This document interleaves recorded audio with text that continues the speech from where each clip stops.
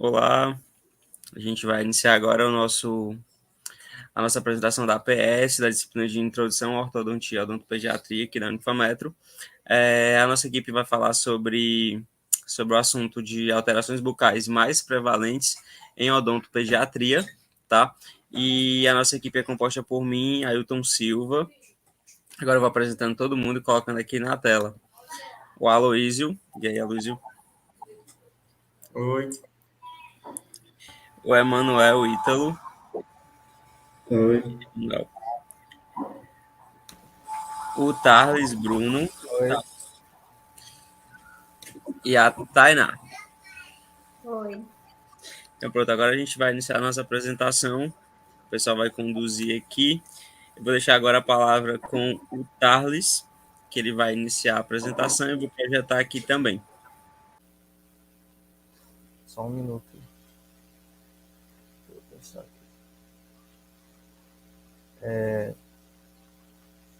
Bom, iniciando o nosso trabalho, vou falar um pouquinho sobre a saúde infantil, a saúde bucal infantil. Na infância, a boca vai apresentar o desenvolvimento constante, estando em uma relação dinâmica com os outros sistemas, órgãos que também estão em desenvolvimento. Assim, elas têm estruturas anatômicas únicas e transitórias e características desse período de vida. Assim como os processos fisiológicos são típicos, também existem alterações do desenvolvimento e patologias próprias ou comuns dessa faixa etária. Então, sendo assim, uma variedade de alterações podem ocorrer na cavidade bucal das crianças, como cistos, hematomas, gingivites, que nós vamos ver adiante do trabalho, dentre outras patologias. Bom, pediatras, odontopediatras, né, clínicos gerais, que têm a oportunidade de acompanhar essas crianças precocemente, durante toda a infância, elas têm uma maior possibilidade de detectar qualquer tipo de anomalia e alteração bucal. Agora, falando um pouco da mucocele, a primeira alteração que a gente vai falar, a mucocele ela vai constituir uma lesão comum na mucosa oral, resultante de uma ruptura de um ducto de glândula salivar. E o seu extravasamento, né, de mucina dentro dos tecidos moles e adjacentes. Esse extravasamento ele geralmente é resultante de um trauma local, que embora muitos casos não esteja associado com trauma, mas o trauma ele vai ser um fator muito importante para a criação da mucocele. As mucoceles elas vão se apresentar com um aumento de volume, né, uma forma de cúpula, e elas podem variar de tamanho de 1 milímetro a 2, podem chegar até mais de 1 centímetro.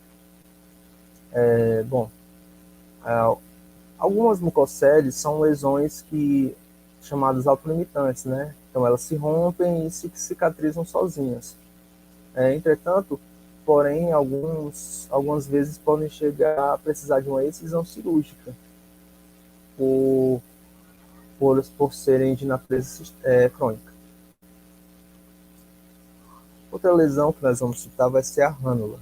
A rânula ela vai ser uma mucocele, só que em outro local, no soalho da boca.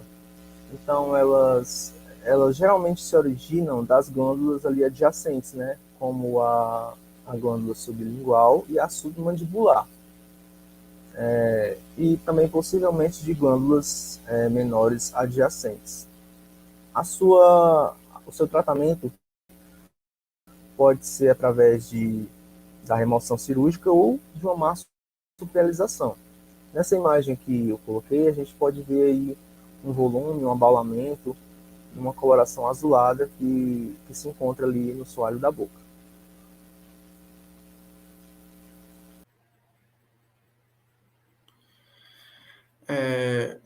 Uma das infecções mais recorrentes em criança é a candidíase oral. A candidíase oral ela também pode ser conhecida também como a candidose. Ela é uma infecção fúngica causada pelo fungos Candida albicans é um tipo de fungo que está presente na nossa microflora oral, de forma geral, de todas as pessoas, mas a candidíase oral é uma doença oportunista que, na maioria das vezes, aparece apenas em certos períodos, que o paciente apresenta uma certa instabilidade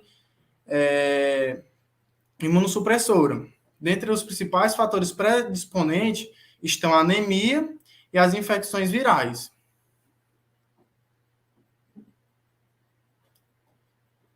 Elas podem ser subclassificadas como candidíase pseudomembranosa, que é a questão mais presente em crianças, que é também conhecida como sapinho. Elas são de características de placas brancas, que são facilmente removidas.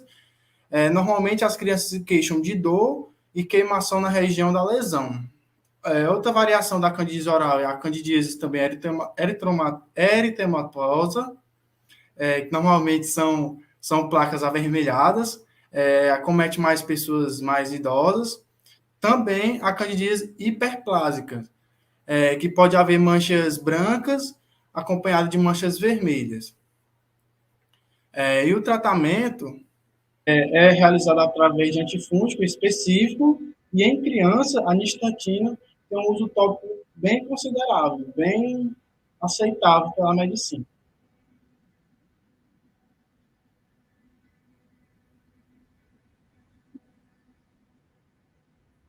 Outro acometimento viral bastante recorrente em criança é a gengivoestomatite herpética aguda primária, uma infecção primária causada pelo vírus herpes simples.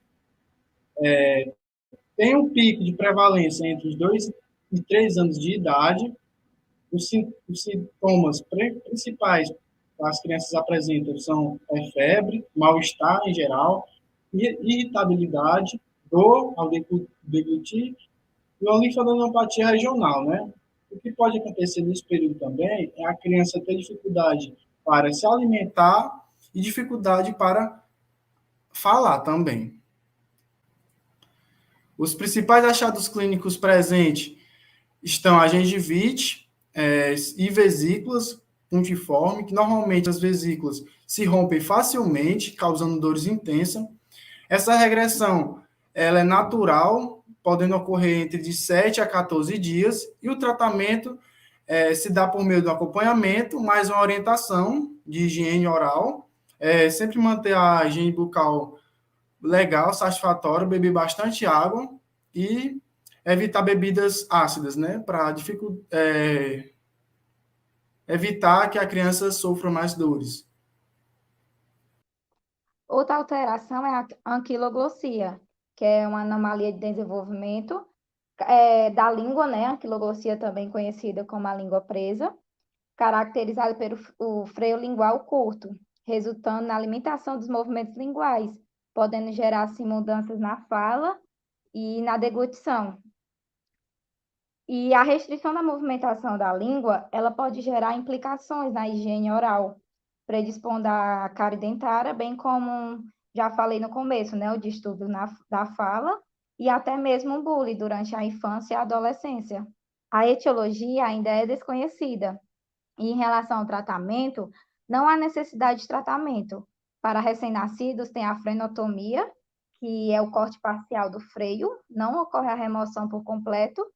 E para crianças ou adultos é a frenectomia, que é a remoção cirúrgica do freio lingual, que é o total, né? A remoção total.